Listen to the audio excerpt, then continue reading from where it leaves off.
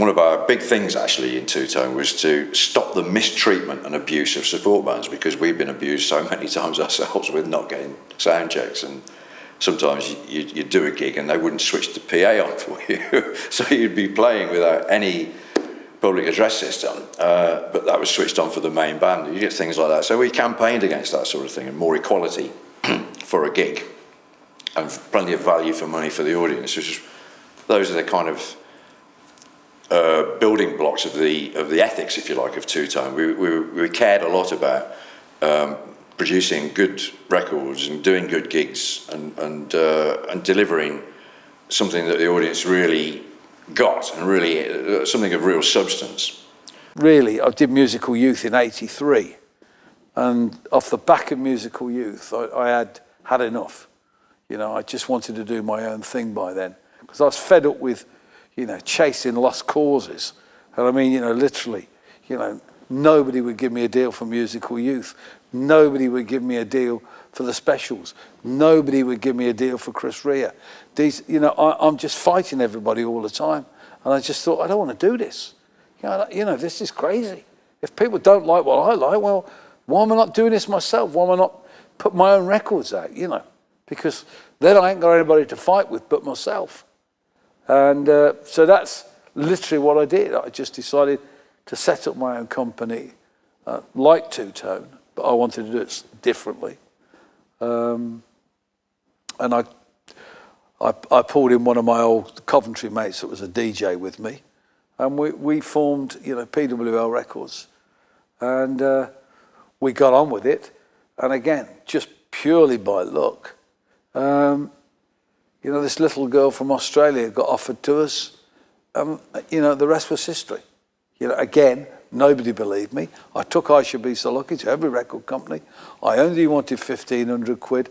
We were at number 1, 2, 4, and 5 in the charts, and they wouldn't give me a deal. And that was like Rick Astley. And in the end, I just said, you know what? We're just going to do this ourselves. So, you know, it looks like it was a fabulous business decision, but the only reason that we did it is because I was actually fed up fighting with people. You know, I was fed up going and saying to people, this is a hit, and they go, nah. You know, so I just, in the end, thought, you know, I'd had Nick Kershaw. I sold Nick Kershaw to Universal for a lot of money, and just took the money, went to the Allied Irish Bank in Eaton Square, and they lent me some money, and we set up the company, bought a studio, and off we went. Ran out of money in about 5 minutes, and blagged it for about 6 months. It was fantastic. You know, that was it. I always remember saying to Barry, because Barry was is in Pinkerton's Colours, and they had a hit called Mirror Mirror, and I always remember saying to Barry, what happened? You know, when I had a hit, what's the major thing that happened? And he just said, everybody wants to know you when you've got a hit.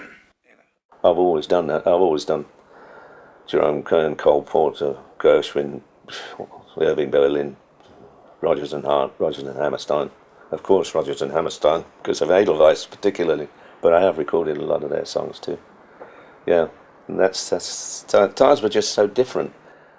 What was special about Two Tone was that, and a real unique thing in the music business, was that the Specials were able to sign up for themselves any band or act and give them £1,000 to record a single, which would have a guaranteed release. There wasn't any doubt about it. If they'd recorded it, the record company would release it.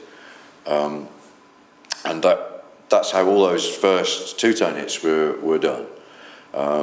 Madness's record, the Beats record, even the Selector's first record as a band on my radio was done through that special arrangement that the Specials had with the record company. And shortly after that, for us, we signed our own deal with the same record company. But On My Radio was done on that special deal, which was unique at the time. Nobody had ever done that before. I don't think I could do what I've done now again, starting afresh, because there's nowhere to go. You've got, as Britain's Got Talent, and like a million people go up for that, you know. Same with the X Factor. Of course, that's not to say if I was that age again and I was starting out like these kids, I wouldn't grab it with both hands. You've got to. If that's all there is, you've got to do it. You know, but They don't all make it. They don't all last like I think Leona Lewis, for instance, will. But I was talking to somebody in the record industry, it was a few years ago now, who said that anything lower than about 5 or 6 in the charts makes a loss now, record-wise, and they make it up on the tours and stuff. It's an all or nothing business.